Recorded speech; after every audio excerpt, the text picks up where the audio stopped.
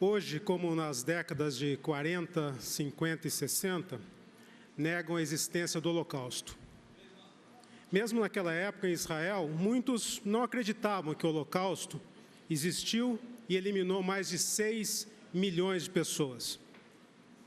Foi necessário o julgamento de Eichmann para que muitos incrédulos, mesmo em Israel, fossem demovidos de suas posições, e muitos no Brasil ainda não acreditam na existência do Holocausto.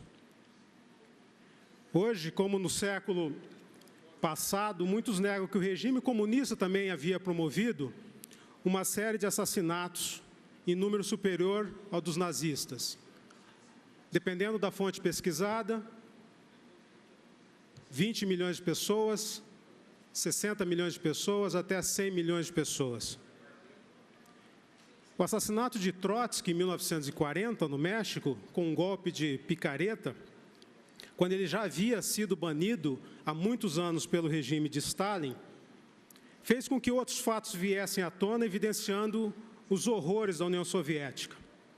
Muitos no Brasil ainda não acreditam nos horrores ocorridos na União Soviética. E hoje, sim, hoje, como durante os últimos 518 anos, há aqueles e aquelas no Brasil que negam a existência da escravidão nesse país. Eu não sei se vocês conseguem visualizar essas fotos. Essas imagens mostram uma criança que é branca, usando maquiagem para simular o tom de pele negra, além da representação de cicatrizes e ferimentos pelo corpo. Com a publicação das fotos, a mãe da criança escreveu em sua conta no Instagram, abre aspas, quando seu filho absorve o personagem, vamos abrasileirar esse negócio. Hashtag escravo. Não leiam livros de história do Brasil, eles dizem que existiu escravidão de negros no país, mas isso é mentira. Não discuta com essa afirmação, pois você estará sendo racista. A pior pessoa, um lixo. Fecha aspas. Esse fato não ocorreu em 1790, nem em 1899. Ocorreu há 15 dias nesse país. Vamos admitir por absurdo que essas pessoas estejam corretas, que não houve holocausto, não houve extermínio no regime soviético, não houve escravidão no Brasil e que não existe racismo no Brasil. Admitamos apenas para efeito de argumentação. Mesmo essas pessoas que mantêm suas posições diante de fatos concretos, seja pelo pensamento raso, seja pela falta de educação, seja pelo desconhecimento ou pela adoção de uma linha de ação que consolida seus privilégios, mesmo estes não podem negar um quadro de absoluta e total desigualdade nesse país. Falta de saneamento básico, ineficiência do sistema de ensino, mais de 60 mil assassinatos por ano. Comparativamente, nos últimos 7 anos, a guerra civil na Síria exterminou aproximadamente 511 mil pessoas. E muitos ficam indignados com as atrocidades na Síria, no Sudão, no Oriente Médio. E tem que se indignar mesmo. Mas por que não se indignar, pergunto eu, com o que está acontecendo ao nosso lado? E eu respondo, amar o próximo, que está muito longe, é muito mais fácil. E mais, a favelização que coloca pessoas em condições subhumanas de moradia, a deficiência do sistema de saúde, a concentração de riqueza, as barreiras levantadas impeditivas à representatividade efetiva, a violência física e emocional contra as mulheres, etc., etc., etc.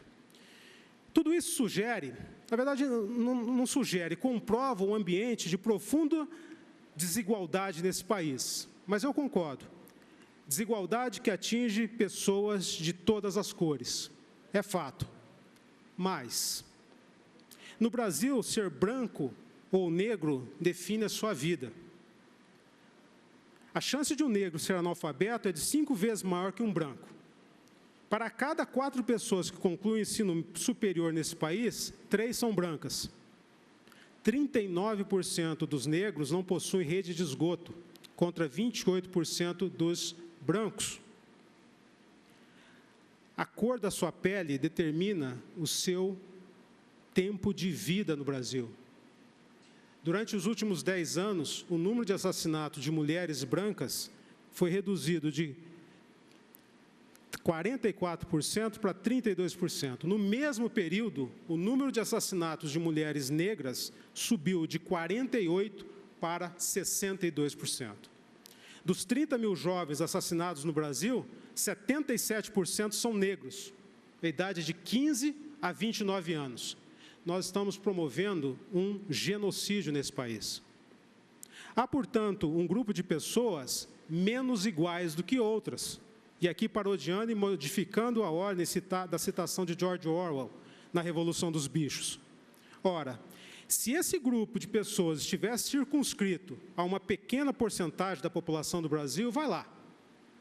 Se a população de negros no Brasil estivesse no patamar da população de negros dos Estados Unidos, que é de aproximadamente 13%, vai lá.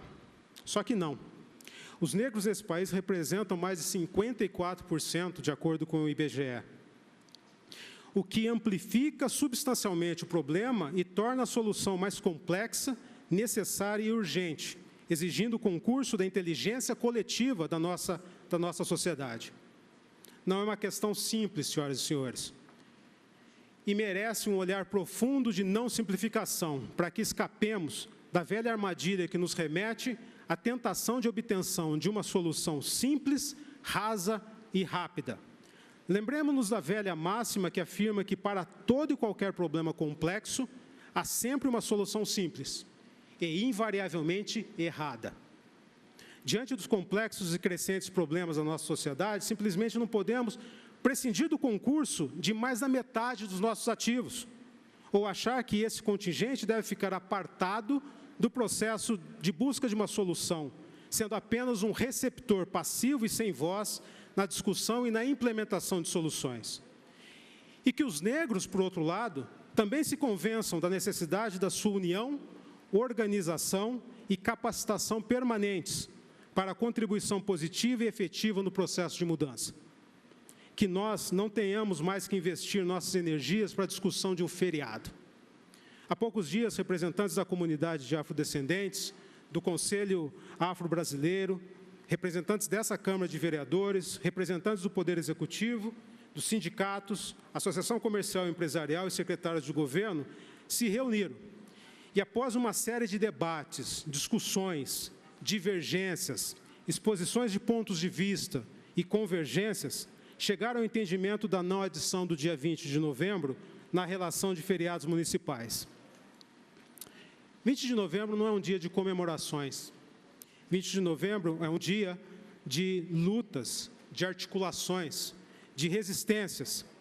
E com o compromisso expresso de todas as instituições presentes, acordamos o estabelecimento não de um dia, mas de uma semana de reflexões e ações afirmativas que mobilizem a nossa sociedade e ajude a pavimentar um caminho que nos leve à redução das desigualdades. Não apenas isso, mas o cumprimento dos compromissos das instituições quanto à perenidade dessas ações. Cumpre-nos esclarecer que não se trata de uma mera troca de um dia por uma semana. A Semana da Consciência Negra não se esgota nela mesma.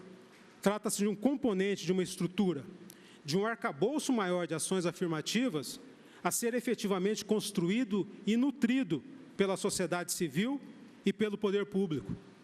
Portanto, são as decisões tomadas naquele colegiado que esperamos ver definitivamente referendadas por essa Casa, além de obtermos das nobres vereadoras e dos nobres vereadores o compromisso expresso quanto à implementação das ações afirmativas na nossa cidade, garantindo assim o respeito, o aplauso e a admiração da comunidade afrodescendente.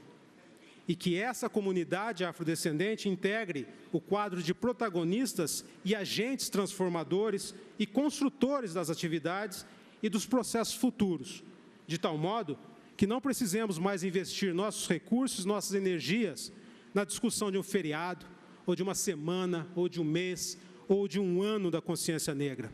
Nós estaremos tão envolvidos e despendendo nossas energias na execução de medidas perenes que garantam a transposição das barreiras à desigualdade na nossa cidade, que simplesmente nós não teremos mais tempo para esse tipo de discussão. Estaremos substancialmente focados no que realmente alavanca a nossa sociedade e que a faz melhor para todos. E, para tanto, precisamos do apoio dos integrantes dessa casa na discussão, no debate, na busca de alternativas de melhorias, na implementação de políticas públicas e na execução de ações afirmativas permanentemente e em conjunto com os afrodescendentes e a sociedade.